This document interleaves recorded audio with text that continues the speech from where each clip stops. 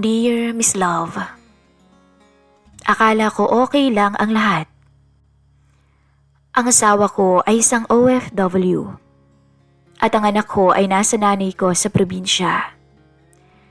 Kasama ko sa bahay ang kapatid kong si Jenny. Pero nung makilala ko si Mark, ang nobyo niya, ay may nangyaring hindi ko inaasahan. At nung wala si Jenny, ako ang tinitikman ng boyfriend niya. Ngayon, bawat araw na kasama ko sila, pilit kong tinatago ang lihim na maaaring sumira sa aming magkapatid.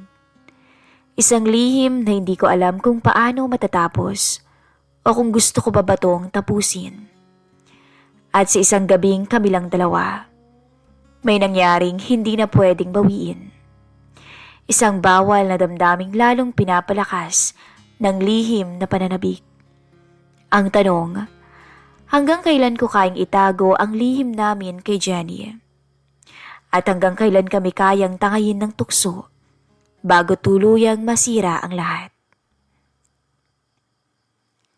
Ako po si Carla, 29 years old, may asawa at isang anak. Ang mister kong si Raul ay nasa South Korea nagtatrabaho bilang factory worker. Isang OFW na nagsusumikap at 3 taon na siya roon. Sa loob ng 3 taon na yon ay hindi ko nagawang magkasala. Hindi ko naisip na magkakamali ako. Ako ay nagtatrabaho sa opisina at minsan ay rumaraket sa online selling. Kasama ko sa bahay ang kapatid kong si Jenny. Dalaga pa, 23 years old pa lang. Hati kami sa lahat, sa upa, sa kuryente, sa wifi, para makatipid. Nung una niyang pinakilala si Mark bilang boyfriend niya, wala akong reklamo, Miss Love. Mabait naman ang binata, magalang at mukhang seryoso sa kanya. Madalas siyang dumalaw tuwing Sabado o kaya Linggo. Minsan may dala pang pagkain. Hanggang sa nasanay na rin ako sa presensya niya sa bahay. Hanggang sa mapansin kong may mga sandaling nakakaramdam ako ng kakaiba. Kakaibang init na epekto ng nobyo niya. Si Mark ay 27 years old. Gwapo, moreno at matangkad. Isang hapon, Sabado nun, naglilinis kami ni Jenny ng bahay. Sabi niya "Ate, dadaan si Mark mamaya, baka maghatid ng dinner, okay lang?" Tumango lang ako habang pinupunasan ng mesa. 6:00 nung dumating siya. Nakangiti at may dalang paper bag ng pagkain. "Good evening po, Ate Carla." Bati niya, sabay abot ng pagkain. "Para sa inyo po, para hindi na kayo magluto." Anya pa. "Salamat Mark, ang laking tulong nito." Sagot ko sabay balik naman sa kusina.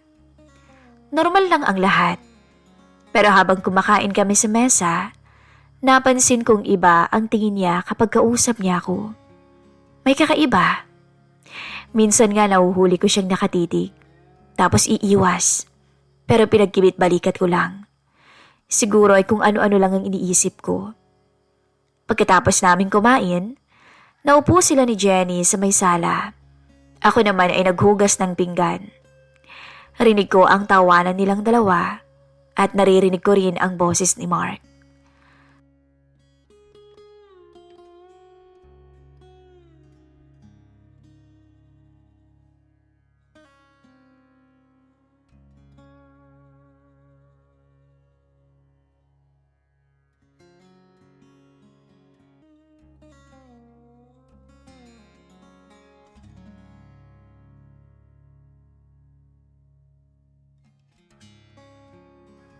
Lumabas ako sandali para magpunas ng mesa.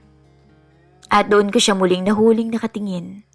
Hindi kay Jenny, kundi sa akin. "May kailangan ka, Mark?" Tanong ko nung makita ko siya sa may kusina. Wala po ate. Tinitingnan ko lang kung baka may kailangan kayo." Mabilis niyang sagot.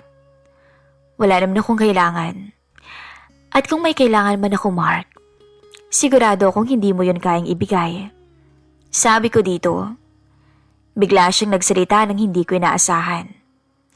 Sigurado ka ba ate na hindi ko yun kayang ibigay? Napatingin ako sa kanya, tapos ngumiti lang to. Kinabukasan, wala akong pasok. Maagang umalis si Jenny. Bandang hapon may kumatok. Pagbukas ko ng pinto, si Mark. Wala si Jenny dito eh, sabi ko. Oo nga ate, sinabi niya sa akin na punta na lang daw ako dito at hintayin na lang siya. Anya nang nakangiti.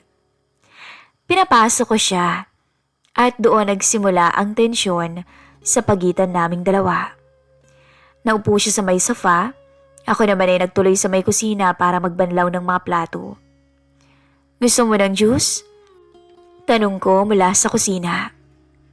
Sige po ate, salamat. Paglapit ko sa may sala, para iabot yung inumin. Halos magdikit ang kamay namin. Hindi sinasadya, pero may kuryenteng dumaloy.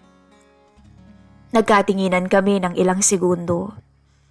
Sandali lang, pero parang huminto ang paligid. Agad kong binawi ang kamay ko. Ito na, sabi ko at pilit na ngumiti. Salamat po ate, sagot niya. Pero hindi pa rin nawawala ang tingin niya sa akin. Dumating si Jenny makalipas ang ilang minuto at nawala ang tensyon. Yung tipong parang walang nangyari. Pero mula noon, hindi ko na maalis sa isip ko ang paraan ng pagtitig ni Mark. Sa mga sumunod na linggo, paulit-ulit ang ganong maliliit na eksena. Kapag dumarating siya ay wala pa si Jenny at may saglit na katahimikan sa pagitan namin.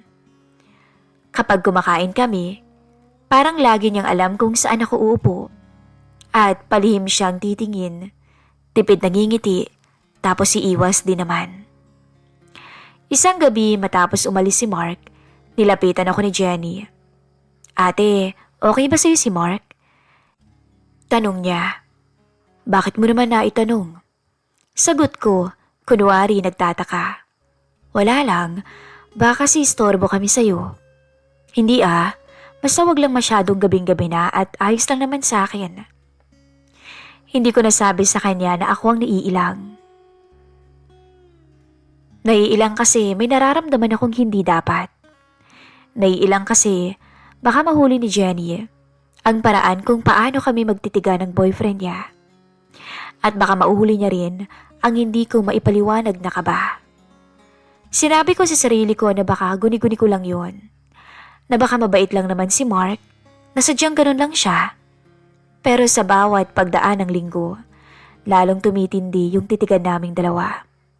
Yung titig niya. Hindi ko alam kung sinusubok niya lamang ako o sinusubok na rin ako ng sarili kong damdamin. At habang wala si Raul, habang nagtatrabaho ang asawa ko, kinikilabutan ako. Hindi dahil natatakot ako kay Mark, kundi natatakot ako sa aking sarili. Na baka anytime ay makagawa na ako ng isang pagkakamali. Mahabang araw noon sa opisina. Pagka-uwi ko, gulong-gulong isip ko sa dami ng iniwan kong trabaho. Pagbukas ko ng pinto, nakita ko si Jenny sa kusina nakangiti habang nagluluto. Ate, dumating si Mark kanina. Sabi niya, baka mag-dinner daw tayo sabay-sabay na lang tayo. Masaya niyang sabi. Pinilit kong umiti.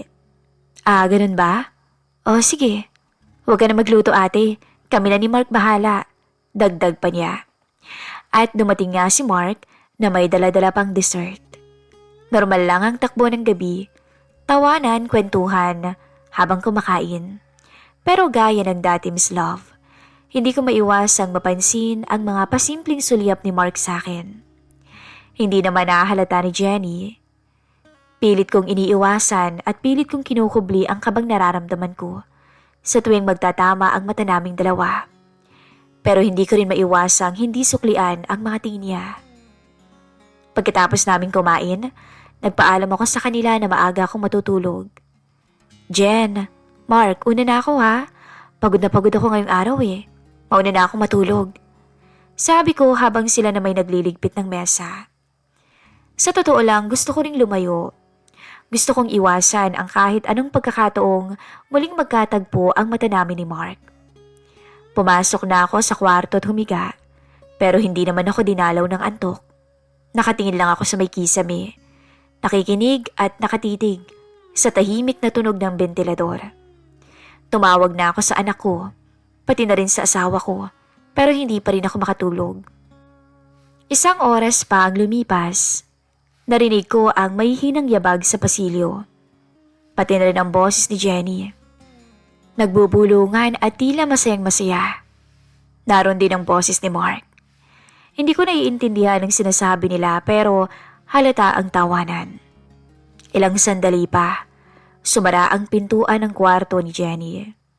Pagkatapos tumahimik, akala ko tapos na yung gabi, hanggang sa may marinig akong kakaiba. Mahina lamang nung una, parang paghinga, parang may gumagalaw sa kama. Pinilit kong huwag makinig, pero mas lalong umaalingaw-ngaw ang bawat tunog. May mga halakhak na sinisikil, may mga bulong na hindi ko marinig ng buo. At alam na alam ko kung ano ang nangyayari. Napapikit ako ng mariin. Pilit tinatakpan ng unan ang tenga, pero hindi ko na kayang itanggi ang naririnig ko. Unti-unting kumakabog ang dibdib ko. Hindi dahil sa galit, kundi dahil sa kakaibang kirot na may halong init. Kirot dahil naalala ko ang asawa ko, na 3 taon ko nang hindi nakakasalo. At init dahil may kung ano akong naramdaman na hindi ko maipaliwanag. Para bang naiinggit ako. At bakit naman ako maiinggit? At may tanong sa isip ko na sana ako din, kahit isang beses lang. Napaupo ako sa kama, nakayakap sa unan. Pinakinggan ko palalo ang katahimikan sa kabilang kwarto, na para bang bawat tawa, bawat mahihinang paghinga ay nagpapabigat naman sa akin. Napailing ako at pinilit ang sarili kong humiga ulit. Carla, tigilan mo nga to. Bulong ko sa sarili ko. Pero habang pinipilit kong matulog, lalo lang kumakabog ang dibdib ko. Hindi ko alam kung ilang minuto o oras ang lumipas bago tumahimik ang lahat. Nasa pagitan ako ng antok at gising nang marinig kong bumukas ang pinto ng kwarto ni Jenny. Mayabag na dumaan sa pasilyo. Mabagal ang kilos, para bang ayaw gumawa ng ingay. Dahan-dahang bumukas ang pinto ng sala, tapos muling sumara. Siguro si Mark ay umuwi na. Pinilit kong manatiling nakahiga, nakabikit, kunwari tulog. Pero habang naririnig ko ang yabag na papalayo, hindi ko maiwasang mag-isip kung lumingon pa siya sa pintuan ko. Kung naiisip ba niya ako habang may nangyayari sa kanila. Kung napansin ba niya kanina na hindi ako mapakali habang magkasama kaming 3 sa mesa. Kinabukasan, habang nag-aalmusal kami, parang walang nangyari. Nakangiti si Jenny. Masayang nagkukwento tungkol sa plano nila ni Mark sa susunod na linggo. Ako naman, tahimik lang, nakikinig pero hindi nagsasalita. Ate, okay ka lang? Parang tulala ka yata. Tanong ni Jenny. Wala. Siguro napagod lang talaga ako sa trabaho. Palusot ko. Pero ang totoo, hindi trabaho ang nasa isip ko. Ang totoo, iniisip ko yung ingay nila kagabi. Iniisip ko kung bakit ganun ang naging pakiramdam ko. At kung bakit tila, naghahangad ako na ako rin. Sa bawat tingin ni Mark, para akong lalong nadadarang sa tukso. Ilang linggo na rin mula nung gabing narinig ko ang nangyari kina Jenny at Mark. Hanggang ngayon, hindi ko pa rin makalimutan ang pakiramdam ng selos na hindi ko kayang ipaliwanag. Pilot kong tinatanggi sa sarili ko pero tuwing dumadalaw si Mark, lagi akong naiilang. Linggo ng hapon, maagang umalis si Jenny para bumili ng gamit at makipagkita sa kaibigan niya. Ate, baka gabihin ako kasama ko si Liza mamaya Sabi niya bago lumabas. Tumango lang ako. Wala akong idea na dadaan pala doon ang nobyo niya. Pasado 5:00 nung kumatok si Mark. May dalang prutas. Magandang hapon, Ate Carla. Sabi ni Jenny, nasa bahay ka lang. Pasensya ka na kung naistorbo kita. Wala yun. Halika, pasok ka. Sagot ko at pilit na kinalma ang boses. Pero wala naman si Jenny, baka hinahanap mo.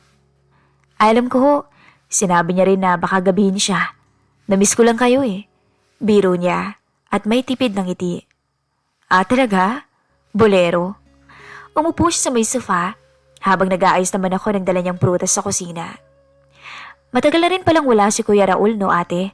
Tanong niya. Oo bakit? Sagot ko nang hindi lumilingon. Delikado yata yun. Baka may manligaw sa inyo. Sagot niya na may halakhak. Napahinto ako sandali. Pilit na pinapanatili ang boses na normal. Mark, malabo akong maligawan dito. Sus, imposible ate. Ang ganda mo kaya at ang sexy.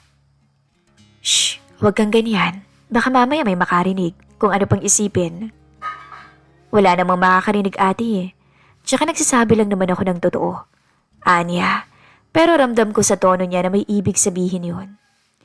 Lumapit siya sa may kusina. Alam mo ate, kung andito lang si Kuya Raul, ang sarap-sarap siguro ng buhay niya.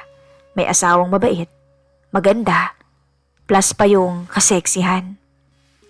Tumigil ka nga Mark, baka maniwala niyan ako sa'yo. Biro kong pilit para pagtakpan ng kaba. Hindi ka pa natutuwa, compliment yun. Sagot niya habang nakatingin ng diretsyo. Nagkatinginan kami sandali, pero ako nang umiwas.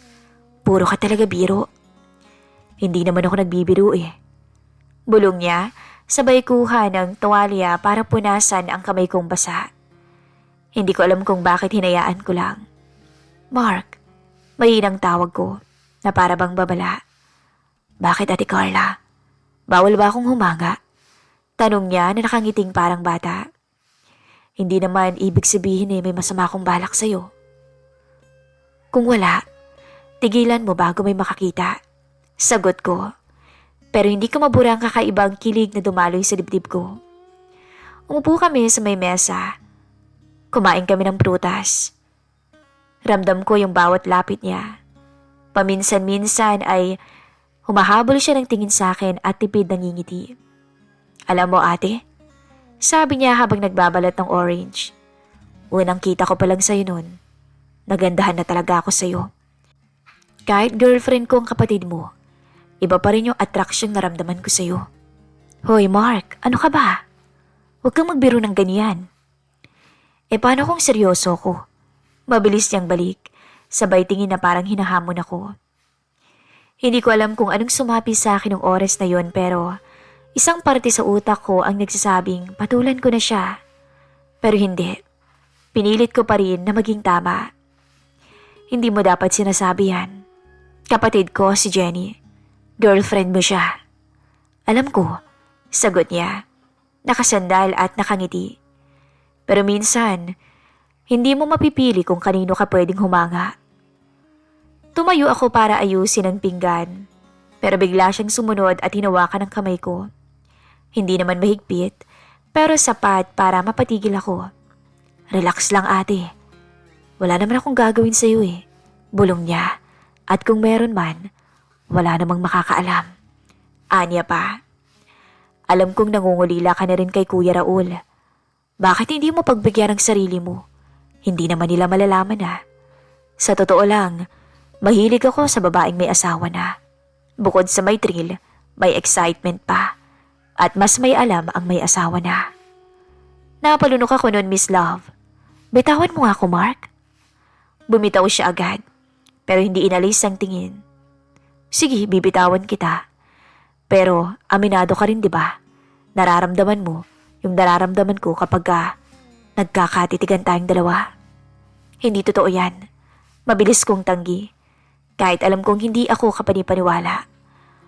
Kung wala kang nararamdaman, dahan-dahan niyang sabi, bakit lagi kang nakatitig sa akin? Hindi ko nasagot ang tanong niyang yun. Kasi totoo. Bumilis pa nga yung tibok ng puso ko. Hindi dahil sa natakot ako, kundi dahil sa tukso. Tahimik kaming nakatayo ng ilang segundo sa loob bago siya ngumiti at umatras. O sige ate, wala akong gagawin na ayaw mo. Pero aaminin ko lang, mahirap magpigil. Mark, please. Umalis ka na. Mahina akong sabi, hindi galit ang tono. Para ba akong nag-aalangan? Kung yan ang gusto mo, susundin kita. Pero bago siya tuluyang lumabas, sumilip pa siya sa may pintuan. Pero isipin mo, minsan may mga bagay na mas masarap dahil bawal. Iniwan niya akong nakatayo sa may kusina.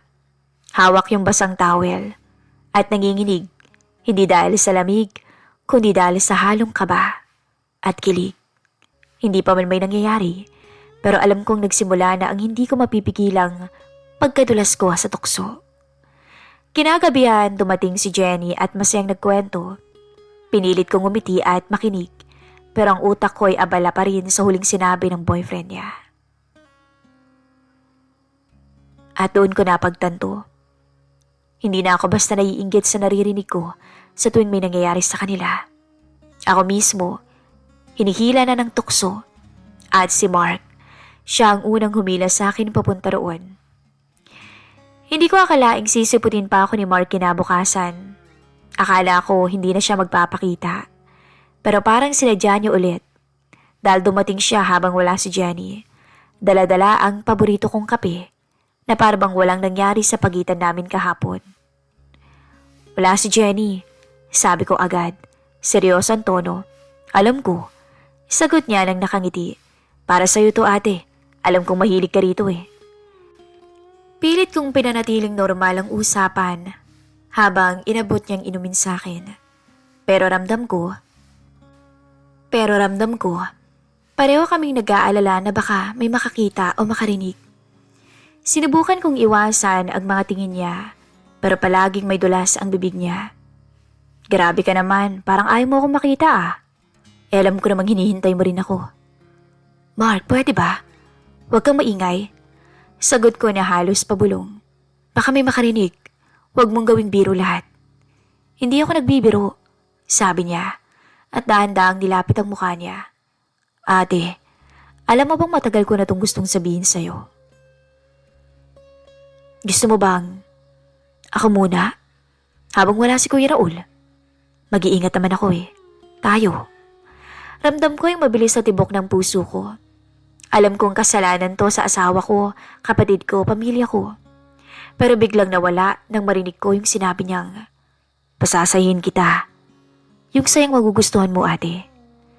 Nakatitig siya sa akin at naghihintay ng sagot ko. Hindi ko na alam kung anong tama. Mark, please. Sabi ko pero hindi naman ako lumayo. Kung talagang ayaw mo, ngayon din lalabas ako. Sagot niya na hindi bumibitaw ng tingin sa akin. Pero wag mo akong titigan ng ganyan ate, dahil hindi mo ako maloloko. Walang salita. Dahan-dahan niyang hinawakan ang kamay ko. Napapikit ako at hindi siya tinulak. Para na kaming may sariling mundo. Tahimik ang paligid, pero parang may kulog sa dibdib ko. Unti-unti niyang nilapit ang labi niya sa akin. At sa isang iglap, wala nang nakapigil. Hindi na to basta tukso na lang. Naramdaman ko ng init ng katawan niya. Ang bigat ng kanyang bisig sa bewang ko. Hindi ko alam kung paano kami napunta sa kwarto. Hindi ko alam kung paano nawala ang lahat ng takot. Basta ang alam ko lang, hindi na ako bumitaw. Walang kailangang sabihin. Wala nang pwede ba to? O mali to. Naghalo na ang kaba at pananabik habang naririnig ko ang mahina niyang bulong na, ang ganda-ganda mo talaga Ate Carla. Ang sexy mo. Bakit ba ngayon lang kita nakilala? Promise, walang makakaalam, lalo ng asawa at kapatid mo. Hayaan mong punan ko ang kalungkutan mong hindi pinupunan ng asawa mo. Ako muna ate, habang wala siya. Bumagsak kami sa kwarto namin ni Raul. At doon, isa-isa niyang kinalas ang lahat sa akin. At dahil sa kasabikan ko, dahil sa wala ang asawa ko, nangyari ang hindi dapat. Saksi ang 4 na sulok ng kwarto namin kung paano kami nagtampisaw ni Mark sa isang bawal na relasyon. Masarap talaga. At kahit alam kong bawal, ginawa ko pa rin. Dahil ng mga oras na yun, Miss Love, mas matimbang ang sarap kesa sa konsensya. Nagtagal iyon ng higit sa dapat at ang matapos pareho kaming tahimik. Wala kaming magawa kundi ayusin ang sarili at magkunwaring walang nangyari.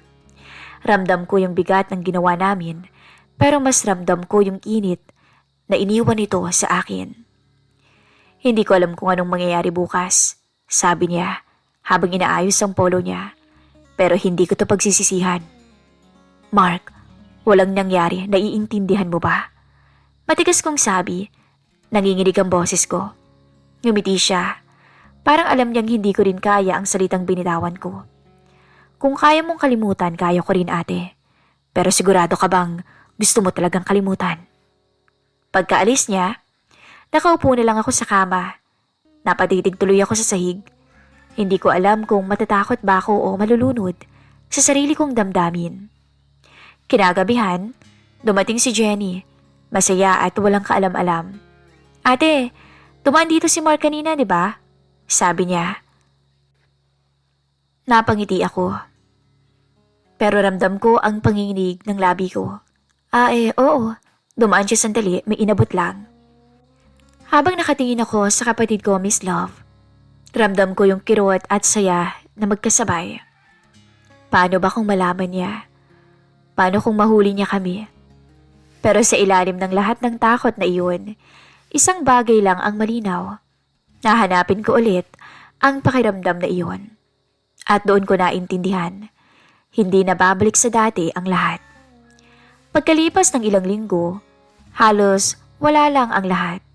Dumadalaw pa rin si Mark, nag-uusap-usap kami, nagtatawanan sa iisang mesa na para bang walang nangyari sa pagitan naming dalawa. Pero sa likod ng bawat biro niya, may lihim na sinisingaw. Hindi ko maiwasang mapatingin kay Mark tuwing binabanggit siya ni Jenny. At tuwing napapatingin din siya sa akin, mabilis siyang binabaling ang tingin na parang walang nangyari. Pero para sa aming dalawa, alam namin ang totoo. Minsan habang naguhugas ako ng pinggan, lumapit si Jenny at mahigpit ako niyakap mula sa likod. Ate, salamat ah. Ang swerte ko kasi may karamay ako palagi. Sabi niya. Halos mahulog ang hawak kong baso. Sa naramdaman kong konsensya. Si Mark ay naging mas maingat. Hindi na siya dumadaan pag wala si Jenny. Hindi rin siya nagsisend ng mensahe.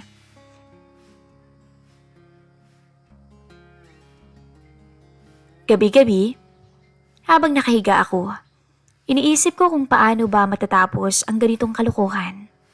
Hindi ito pwedeng tumagal. Hindi pwedeng may makaalam. Pero mas hindi ko maipaliwanag kung bakit sa bawat araw na lumilipas, mas lalo kong hinahanap ang bawal na pakiramdam na yon.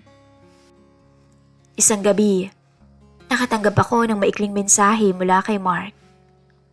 Ate, baka pwede ka pa. Hindi kasi kita makalimutan. Matagal bago ko dinilit ang mensahe niya. At sa huling pagkakataon, bago ko pinikit ang aking mga mata, isang tanong lang ang hindi ko matanggal sa isip ko. Hanggang kailan ko kakayaning itago ang lahat ng ito kay Jenny? At hanggang kailan ko kakayaning itago ito sa pagbahagi ng inyong kwento sa aming programa, paano ko ba maiiwasan? Miss Carla, kung nag-umpisa na kami inyong payo, alam nyo kung ano ang tama, kung ano ang makakabuti, at sana'y mabigyan nyo sundin mo ang tama, pati na rin ang inyong isipin mo ang iyong pamilya.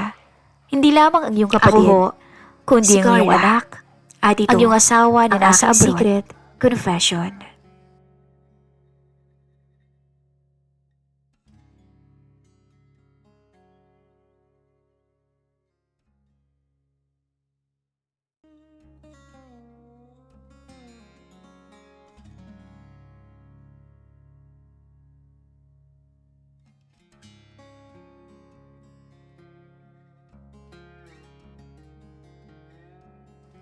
Mas pipiliin mo pa ba ang masarap na bawal kesa ang sarili mong pamilya? Maraming salamat po sa lahat po ng nakikinig sa aming channel. Muli, ako po ang inyong lingkod, Miss Love. At sa lahat po ng nais magkomento at magpayo sa istorya ng ating letter sender, mag-comment lang po down below.